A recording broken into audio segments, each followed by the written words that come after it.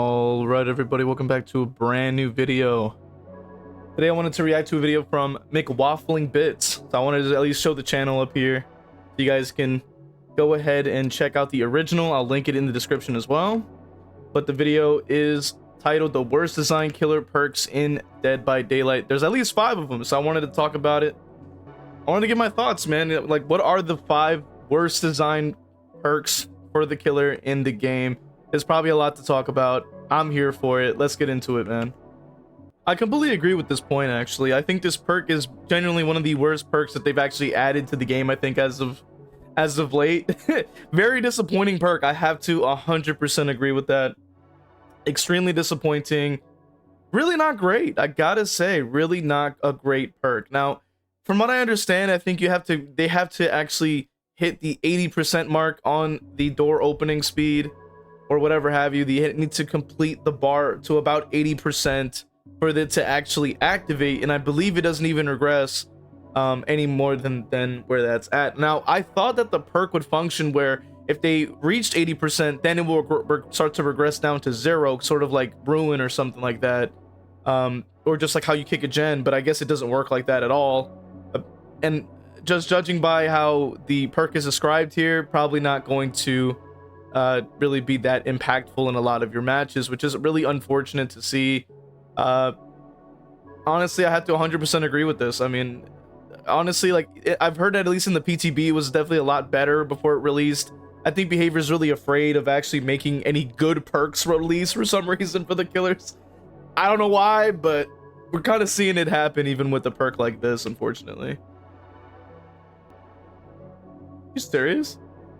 You know, it was crazy that I tried to do the same. I actually tried to do that. I tried to use both Haywire and Remember Me to try to like help increase the amount of time that it would take to open the gates, and it did nothing. Like, I tried it in 3 different matches on stream. It did absolutely nothing. So I have to agree with the video here. It's completely pointless to run these 2 perks together. And then obviously with Wake Up being at, like, I think at 70% opening speed, like increased or something like that, I forget. They already buffed Wake Up, so yeah, like, it's pretty much no reason to even run Haywire at this point. And it's just been proven time and time again.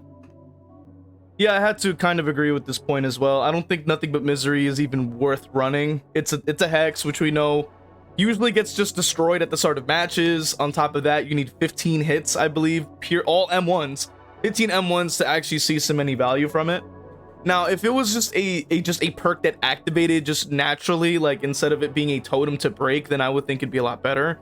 You could probably maybe have it like be some kind of prerequisite, like you can you know, it takes 15 hits to get it to charge, and then what you could do is maybe make it so that when you get 1 hit, it goes on cooldown for like 30 seconds or something like that, just so it balances itself out, you know what I mean? Instead of making it a hex, I think making it a hex was just completely destroyed the perk from even being able to shine. And I think it would actually help out a lot of characters like Freddy that really struggle a lot with their hindered, because it is only 12% in comparison to Clown, which we already know that between the 2, obviously I think Freddy's a bit stronger objectively, but I think Clown, when you really put the hours in, has just an overall better kit. So yeah, like, it's pretty much in between the 2, and I think it would be very effective on M1 killers if it wasn't terrible, to say the least. Oh, it was 8. Yeah, I'm just saying it's 15. Like, I thought it was, maybe I thought it was, I don't remember. Wait, was it actually 15? What is 15? I don't, where did 15 hits come from? I don't know. Yo, well, scratch what I said earlier. I meant 15 hits to activate or whatever have you, not 15. I meant 8 hits to activate. Scratch that from before. No, I 100% agree with Beast of Prey as well. They did actually attempt to buff this perk by making it so that when you get any bloodlust, it'll give you undetectable for the duration that it decides to give you, which I believe it might be in the written description here. It says about 40 seconds. So we actually did see I think Spooky Loops did drop a video about it using the perk. So I mean, you know, it's still bad, I would say. And I mean, like having a perk that activates with Bloodlust, I think would really limits a lot of the utility for a lot of killers, because there's a lot that don't really use Bloodlust when it comes down to it. I mean, you can talk about Blight, Keneki, Nurse even sometimes. I mean, anything that has an M2 of any kind, or even Doctor, who's like more M1, but he uses his shock pretty much all the time, so there's no reason to even put it on him either. Freddy, same thing, pretty much. You're always using snares or your dream palette, so you're never gonna really get Bloodlust until you actively stop using your power. It's very difficult to say that this perk would be useful on a lot of killers. I think the only one that maybe has a fighting chance to use it is potentially Myers, or maybe somebody similar, but even then I don't even think that it even comes close. Now, I don't entirely know how you can really update this perk to make it any better, but honestly, I have no idea. Like, how are you gonna fix this perk? I have no clue. It's very bad. I mean, we already understand that much. You know, having like undetectable specifically for Bloodlust, I think it takes you about, what, 10 seconds for it to activate in the first place to get Bloodlust in a chase, and then you can have it, but it's like, what's the purpose, you know? So I don't know. I mean, it's very niche. At least it's a free perk, so you're not like buying it or anything like that. That's at least the one upside of the perk. But yeah, let's continue. I kind of disagree with the point. I mean, you can I mean, of course you could say it's boring, but I wouldn't say it's badly designed. It's ultimately giving you an option against a lot of very broken things in the game, and it has come in handy for when certain things have bugged out and caused a lot of problems. Like, we knew that the flashbangs were actually bugged for a very long time. A lot of the time that it would not have audio, so you wouldn't know it's coming down. You would also just be blinded through the walls and stuff like that. You can face a wall and it would be they would be able to place a flashbang inside of your character model, so that when at any point they could just run up and just drop it when you pick up somebody, and they'll automatically be able to get a free save. So its mere existence has allowed a lot of players to at least be able to circumvent those issues, as well as people with issues with like their sight and stuff like that. There's a lot of people that have a lot of eye issues, that have a lot of issues with like the blinding effect, that it kind of hurts their eyes and then it affects their play, them playing the game and stuff like that. So it does make it very tricky for those people, because they may, you know, just like people would like with Shadowborn and stuff like that, they would have to use it for like motion sickness back in the day as well. Unfortunately, there's nothing in the settings to help adjust some of the brightness. I believe, I know they added gamma. I don't know if that helps anybody who has dealt with the blind effect and how it hurts their eyes. Anybody who has experienced it can let me know in the comment section. But you know, the perk in itself, I think, is very simple. I think that it does exactly what it says it's gonna do, right? So it just says, hey, you're not gonna be blinded by light, right? Which is great, you know what I mean? Especially when you are going against like 4-man squads, as well as like you mentioned as well. I think it's a very good counter for that. Now, are the items weak? Yes, but there are situations where you are kind of glad you have it. And sometimes I have actually played Lightborn only just because it's fun. And you know, for me, like, just either I play Perkless or I'll go Lightborn only just because I find it funny. Especially when they don't even bring flashlights. I think it makes it funnier for me, even funnier, because I just had it on with no other perks and I just win the game. That to me is hilarious.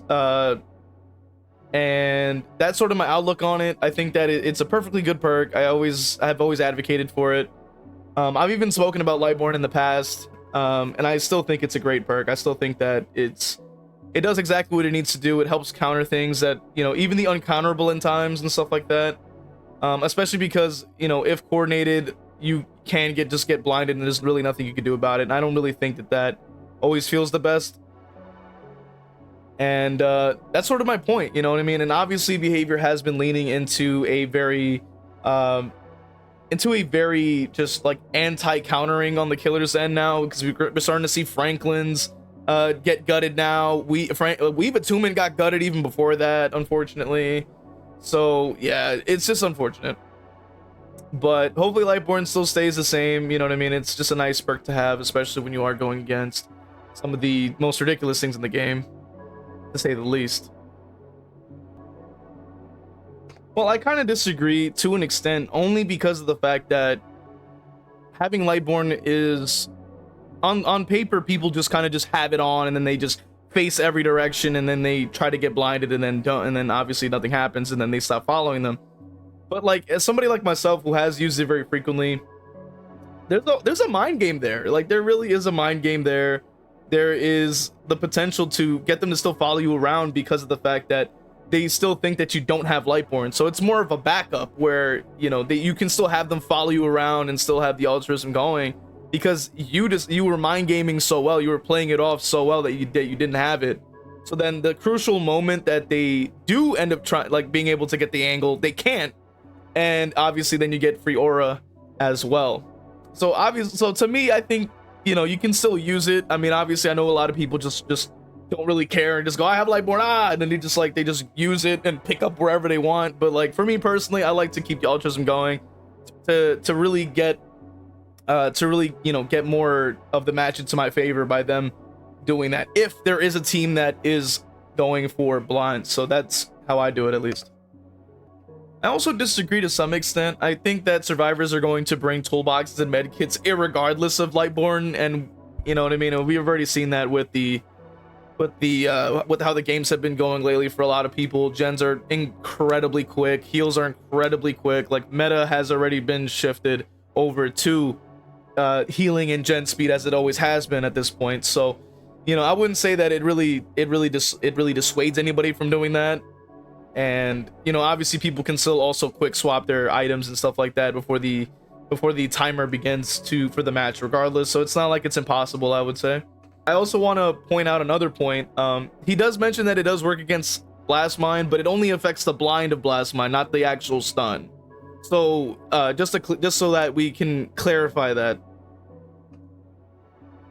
because the only thing that it really does is that you'll still see you're like from first person, like you're getting stunned by the generator, but you just don't have the blinding effect on your screen, which, as I've said before, a lot of people probably for those people that have like eye pain when they experience the blind effect, at least can circumvent that. I do kind of agree with Alien Instinct to some extent, mainly because of the fact that it sort of functions like barbecue, but it also doesn't at the same time. I think that it really falls very flat in a lot of ways because of the idea that it only reveals the injured person, and it's the farthest from you as well. So that means that it only can really apply to very specific characters that are focused on injuring people and also are focused on being able to simultaneously get the oblivious effect at the same time, which means that it has to sort of fit into a build where you can both use the effect, right, of the obliviousness, which can only apply to maybe some, because like a character like Freddy, it's not really going to matter, or a character like Legion is probably, you would think, would on paper be the best killer to use for, because you're injuring constantly. But you know, Oblivious doesn't activate Killer Instinct, so you can't really use your power. You would have to just use your aura and probably just book it over there. But no, I agree, this perk is not great. I'm hoping that they'll maybe buff it to be a little bit different in the future. Maybe just have it to be any survivor who's in the aura of any survivor that's injured further away, and not just like the farthest, because sometimes just, I mean, at that point, just run barbecue, because it doesn't matter. You don't have the prerequisite of it being like them injured and far away. It's just not great. I mean, it goes without saying. I mean, I'm pretty sure there's going to be some Alien Instinct enjoyers that will talk about it. But yeah, I mean, I don't know. It's doesn't seem great in my opinion. But let me know what you guys think in the comments. Like, what do you guys think of these the worst designed perks in the game? Check out the original video linked in the description. You can watch the full thing. And while you're down there, man, check out those links. You can support the channel. Consider becoming a member, joining the Patreon, follow on Twitch, man. Follow on Twitch, watch and play Kill Live. We'll see you guys in the next video.